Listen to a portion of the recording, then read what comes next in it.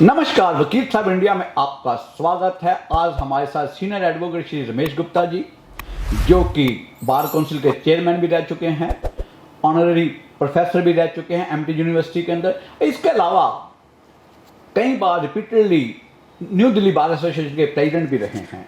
आज हमारे साथ हैं।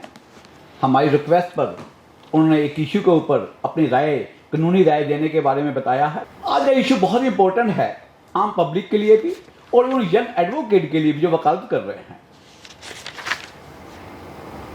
इशू बहुत इंपॉर्टेंट है, वो है प्री अरेस्ट नोटिस, जो कि 41A CRPC के तहत है। मैं जानना चाहूंगा आखिरकार इसके ऊपर क्या लॉ क्या है, किस सर्कमस्टांसेस के अंदर 41 का एक नोटिस दिया जाता है, क्या यह मैंडेटरी है या डिस्क्रिशनरी है। आइए बात करते हैं। सर नमस्कार। नमस्कार सर, आम जनरल पब्लिक के साथ साथ हमारे जो जवान एडवोकेट हैं, जूनियर एडवोकेट हैं, यंग एडवोकेट हैं, अभी तक उनको भी इस कंसेप्ट का नहीं समझ में आ रहा है कि ये 41A का जो प्री अरेस्ट नोटिस है, इसकी इंपॉर्टेंस क्या है और आखिर इसकी लिमिटेशंस क्या, और किस केसों के अंदर ये मैंडेटरी है 41A का नोटिस देना। देखिए, सुप्रीम कोर्ट ने एक judgement Joginder Kumar versus state of UP में ये होल्ड किया जी कि किसी भी पुलिस ऑफिसर को पावर ऑफ अरेस्ट अगर है तो उसकी नीड या जस्टिफिकेशन ऑफ अरेस्ट भी होनी चाहिए। हर केस में जिसमें बिगर अरेस्ट किए एक्यूज को वो इन्वेस्टिगेशन कर सकते हैं और चार्जशीट फाइल कर सकते हैं, तो उनको अरेस्ट नहीं करनी चाहिए। और उन्होंने ये उम्मीद की कि लेजिस्लेशन जो है ऐसा कानून में बदलाव लाएगा। तो उसके बाद 2010 में एक सेक्शन में 41 में एक सेक्शन ऐड हुआ 41A जी। उसके अंदर यह मैंडेट दिया गया कि दो ऑफेंसेस की दो कैटेगरी कर दी। एक ऑफेंसेस जिसमें 7 साल तक या उससे कम की सजा है और बाकी ऑफेंसेस जिसमें 7 साल से ज़्यादा की सजा है। तो 41A में ये कहा कि कोई भी ऑफेंस, चाहे वो आईपीसी में हो या स्पेशल एक्ट में हो, अगर 7 साल से कम की सजा है तो पुलिस ऑफिसर को लगता है अगर उसको अरेस्ट करना है तो पहले वो एक्यूज्ड को, इंटेंडेड एक्यूज्ड को नोटिस देगा और उसको बुलाएगा और उससे पूछेगा कि भाई क्या क्या आपका अपना डिफेंस कहना है। और उसके बाद अगर वो एक्यूज्ड ज्वाइन करता रहता है इन्वेस्टिगेशन तो उसको अरेस्ट नहीं करेगा, विदाउट अरेस्ट चार्जशीट करेगा, अनलेस ऑफिसर को ये लगता है कि अरेस्ट जरूरी है तो वो ग्राउंड ऑफ अरेस्ट लिखकर उसको अरेस्ट करेगा। ये इस कानून में बदलाव आया। सर 2009 के अंदर ये अमेंडमेंट हुआ था जिसके अंदर वर्ड में था, लेकिन 2010 के अंदर फिर एक नया अमेंडमेंट आ गया जिसके अंदर वर्ड शैल कर दिया गया है। तो इस थोड़ा सा बताएंगे मे और शैल के बाबत। देखिए, मे के अंदर तो डिस्क्रिशन बहुत ज्यादा है जी। शैल शब्द के अर्थ में डिस्क्रिशन खत्म हो जाती है जी। पर मेरा एक्सपीरियंस है कि 10-12 साल हो गए इस अमेंडमेंट के बाद, और उसके बाद सुप्रीम कोर्ट ने जब काफ़ी केसेस गए और पुलिस वाले इसका कोई ज़्यादा गौर नहीं कर रहे थे, तो अरनेश कुमार, हर लॉयर को इस जजमेंट का नाम पता है, अरनेश कुमार में बड़ा स्ट्रांगली ये कहा कि एक गाइडलाइंस दी और एक कहा कि हर पुलिस ऑफिसर जब अरेस्ट करेगा तो एक चेक लिस्ट बनाकर कोर्ट में पेश करेगा रिमांड एप्लीकेशन के साथ, और जज की ये ड्यूटी होगी कि वो देखेगा कि उसने वो कंप्लायंस की है कि नहीं की अरेस्ट से पहले, और अगर कंप्लायंस नहीं की है तो उस ऑफिसर के खिलाफ भी एक्शन हो सकता है। और पहली जजमेंट सुप्रीम कोर्ट की है जिसमें उस जुडिशियल ऑफिसर के खिलाफ भी एक्शन हो सकता है अगर उसने वो चेकलिस्ट चेक नहीं करी। ये तो एक तरफ हो गया। दूसरी तरफ जब हमारा एक्सपीरियंस है कि 41A की कंप्लायंस जहां पुलिस ऑफिसर खुश होता है, या मैं क्या कहूँगा कि अगर वो एक्यूज की साइड हो जाता है तो वो उसकी कंप्लायंस करता है और कहता है मुझे अरेस्ट की जरूरत नहीं है, और जहां कंप्लेनेंट का प्रेशर रहता है वहां उसको अरेस्ट कर लेता है कोई भी ग्राउंड बनाकर। तो कोई बहुत लंबा चौड़ा मेरे अपने तजुर्बे में 41A की कंप्लायंस हो नहीं रही है। दूसरी तरफ अब एक ऑफेंस जिसमें 3 साल की सजा है, 406 का केस है, हम एप्लीकेशन लगाते हैं एंटिसिपेटरी बेल की जी, और हम ये कहते हैं कि हम इन्वेस्टिगेशन ज्वाइन करना चाहते हैं, उसने नोटिस नहीं दिया, हमें प्रोटेक्शन दे देते हैं एक्यूज को, और वो इन्वेस्टिगेशन ज्वाइन करता है, उसके बाद उसकी एंटिसिपेटरी डिसमिस हो जाती है, तो वो तो फिर अरेस्ट करेगा। आइयो, इन्वेस्टिगेशन ज्वाइन करने के बाद भी अरेस्ट करेगा। तो ऐसे बहुत से केसेस हैं जिसमें 7 साल तक की सजा में एंटिसिपेटरी बेल डिसमिस होती है। तो अगर डिसमिस होती है तो वो नोटिस देकर तो अरेस्ट ही करेगा।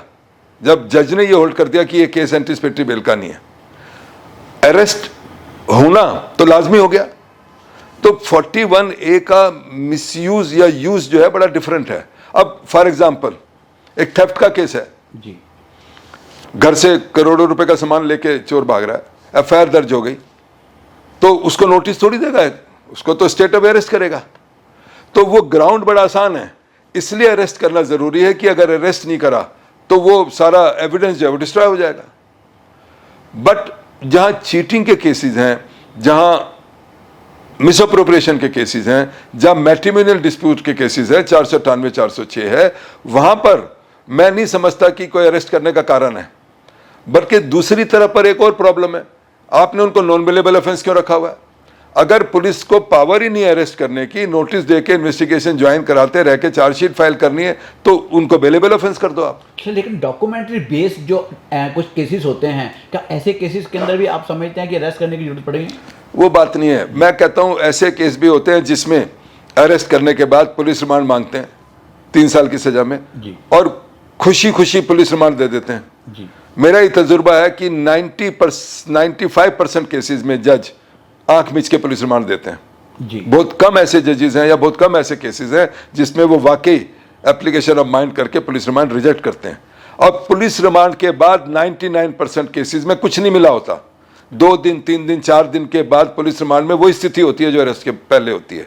बट पुलिस रिमांड का मिसयूज होता है। अब आपको मैं क्या इस पे मीडिया पे कहूँ? आप इस बात को आप खुद भी मानेंगे, मैंने भी बहुत बड़ा ऑब्जर्व किया है कि अक्सर आईओ जो है नोटिस 41A का देता ही नहीं है, सिर्फ टेलीफोन के ऊपर ही उनको बुलाना चाहता है और बुलाता है और अक्सर लोग चले जाते हैं डर के मारे। देखिए वो तो ऐसा है कि अगर वो आपको ऑनलाइन भी नोटिस भेजता है या व्हाट्सएप पे नोटिस भेजता है, नहीं सर, फोन करता है व्हाट्सएप वाले, वो बात नहीं वो तो फिर अगर वो फोन करता है वो चले जाते हैं फिर वापस आ जाते हैं, वो तो कहेगा ही नहीं मैंने ज्वाइन करा जी, वो करेगा नहीं। तो आप क्या कहना चाहेंगे आम पब्लिक को? क्या पब्लिक को ये कहना चाहिए अगर वो बुला भी रहा है तो जाके कहें सबसे पहले मेरे को रिटर्न नोटिस दे जी, और रिटर्न नोटिस पे अगर मैं आज आया हूं तो मेरे को हाजिरी लगा के दे कि आज मैंने अटेंड किया इससे इतनी देर, और मेरे से जो कागज चाहिए वो लिख के दे, मैं वो कागज लेके आऊंगा।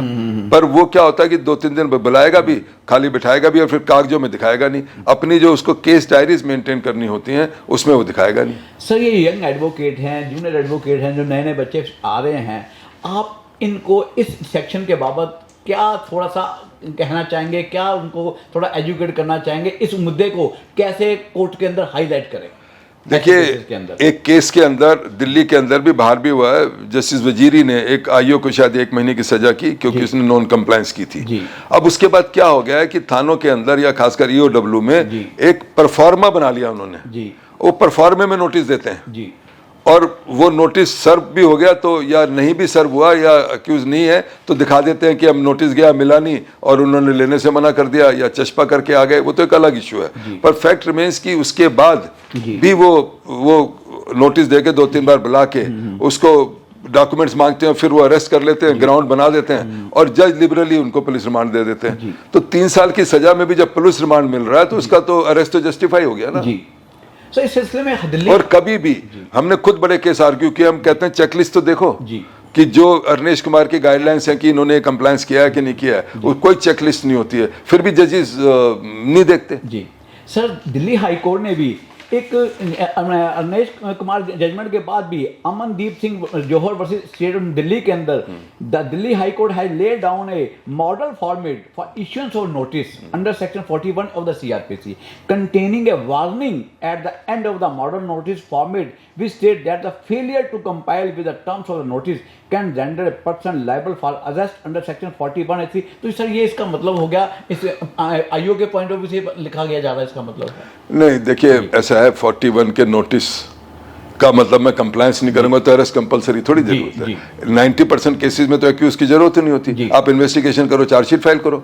अदरवाइज भी अक्यूज जो भी आईओ को कहता है वो इनएडमिसिबल इन एविडेंस है, वो तो एक एक्सप्लेनेशन मांगने के लिए मांग रहा है। पर ये कहाँ जरूरी है कि हर केस में आप अक्यूज को नोटिस देके बुलाओगे, आप विदाउट चार्जशीट फाइल करो। जी, तो आप ये कहना चाहेंगे ये 41A का जो नोटिस है ये कहीं ना कहीं पुलिस ऑफिसर की पावर को, अरेस्ट करने की पावर को कहीं ना कहीं रिस्ट्रिक्ट करता है? ये देखिए रिस्ट्रिक्ट तो है ही है। 41A ने जब कहा कि 7 साल से कम की में नॉर्मली अरेस्ट नहीं होंगी और अगर होगी तो उसके लिए वैलिड ग्राउंड होना चाहिए। पर सवाल ये है कि जब वो अरेस्ट करके लाता, जजिस तो देखते नहीं वैलिड ग्राउंड है कि नहीं है। जजिस तो उसका पुलिस रिमांड दे देते हैं, बेल रिजेक्ट कर देते हैं।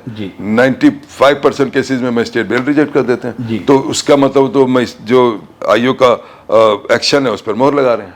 तो सर आप लोग आम पब्लिक को ये कहना चाहेंगे कि आप घबराइएगा नहीं, आपके पास अगर पुलिस वाला बुलाता है उसको स्पेशली कहिएगा हमें जब तक नोटिस नहीं आएगा तब तक हम आपके पास नहीं आएगा, चाहे वो व्हाट्सएप के जरिए आए चाहे अदरवाइज जो है। लेकिन अक्सर जो प्रैक्टिस चली आ रही है, मिसयूज हो रहा है 41A का, वो यही कि आम पब्लिक को वहाँ पर आज आम पब्लिक परेशान है इसकी वजह से जो है। देखिए अपने ऑफिस में बैठ के एडवाइस करना जी या कोर्ट में चैम्बर में बैठ के एडवाइस करना तो बड़ा आसान है जी। पर वो जो एक आदमी है जिसको वो एक हेड कांस्टेबल या कांस्टेबल भी आके डांटता है तो उसको कहे कि भाई तू मेरे को पहले 41 का नोटिस दे, मैं तब आऊंगा, तब उसके 2 मारेगा कान पे, वो तेरे को 2 नोटिस तो भैया वहाँ जो मौके पे जो बात है तो फिर वो बड़ी क्या करे सर? पब्लिक क्या करे, जैसे हो रहा है वैसे करेगी। ऑफ कोर्स वो अपने वकील को करे, वकील कोर्ट में एप्लीकेशन लगा देता है फिर कि जी मैं जाने को तैयार हूँ और वो मेरे को नोटिस नहीं दे रहे, ओरली बुला रहे हैं। तो जज नोटिस देके कहे भाई तू पूछ इससे क्या पूछना है, बुला ले। उसका एक तरीका तो ये है कि जी वो फिर कोर्ट में कंसर्न कोर्ट में एप्लीकेशन लगाए और या वो फिर हम जैसे हम होता है नॉर्मली हम एंटिसिपेटरी बेल लगा देते हैं। पर कई बार क्या होता है कि FIR भी नहीं होती, वो बिफोर FIR नोटिस दे रहे होते हैं तो जज कहता अभी तो FIR नहीं है और अभी तो इन्फ्रेक्शस है। जबकि गुरबख्श सिंह सिबिया में बड़ा क्लियरली कहा है कि FIR होना जरूरी नहीं है, अगर कंप्लेंट भी है और आपको लगता है कि मेरी अरेस्ट हो सकती है तो 438 जो है लाई करती है। सर गुरबख्श सिंह केस के अंदर तो यहाँ तक कहा गया है कि इवन जो पुलिस कस्टडी की जो बात कर रहे हैं आप लोग इमीडिएटली थोड़े टाइम के लिए बाहर कोर्ट के बाहर भी कस्टडी ले सकते हैं। नहीं, उसमें ये कहा है गुरबख्श सिंह सिबिया जो सुशीला अग्रवाल में बाद में रीएट्रिएट हुआ है, 7 जजों का रीएट्रिएट हुआ है, उसमें ये कहा है कि अगर आप बेल पर हैं और आप इन्वेस्टिगेशन ज्वाइन करते हैं और उस इन्वेस्टिगेशन ज्वाइन के दौरान कोई आपकी इंफॉर्मेशन से ऐसी एविडेंस मिलती है जो एविडेंस सेक्शन 27 एविडेंस के तहत एडमिसिबल है तो उस पर्टिकुलर मोमेंट पे you will be deemed custody, so that recovery will be treated as recovery under 27 of evidence act. पर उसके बावजूद भी जब ये बेल अपोज करते हैं तो वो कहते हैं जी कि ये कोऑपरेट नहीं कर रहा है इन्वेस्टिगेशन में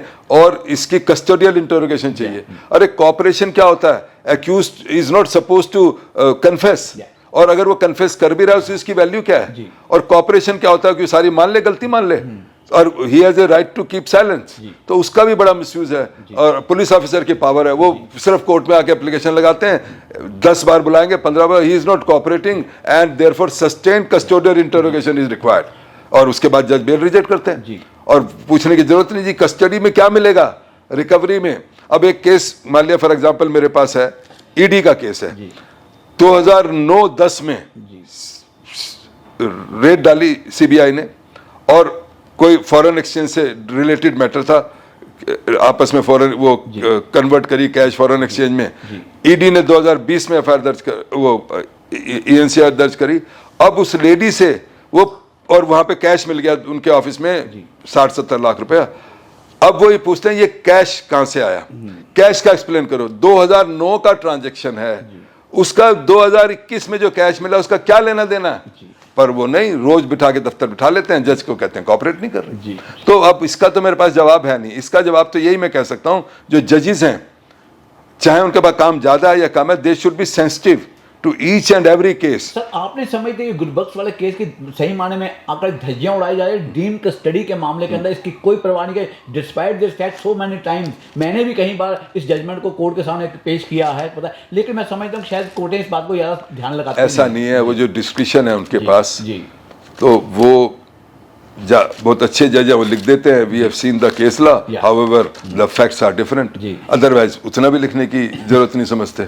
बट फैक्ट मीन्स की सेंसिटिविटी अगर रहेगी जजिस को और हर एक्यूज को ध्यान से उसके खिलाफ एलिगेशन देखेंगे तो मैं समझता हूँ कि बेटर इम्प्लीमेंटेशन लॉ हो सकता है। और अदरवाइज तो फिर वो आते हैं बस वो देखते हैं पुलिस रिमांड में तो आंख मीच के पुलिस रिमांड दे देते हैं। 50% केसेस में जो दिल्ली लीगल सर्विसेज अथॉरिटी से लॉयर्स अपॉइंट है उनको बुलाते तक भी नहीं, उनकी हाजिरी लगा देते हैं, प्रेजेंस लगा के और रिमांड दे देते हैं। सर, आप यंग एडवोकेट को क्या मैसेज देना चाहेंगे क्रिमिनल लॉ की प्रैक्टिस के पॉइंट ऑफ व्यू से? देखिए, मैं तो इतना ही कहूंगा कि वो तो दे should be equipped with latest law, they should be ready.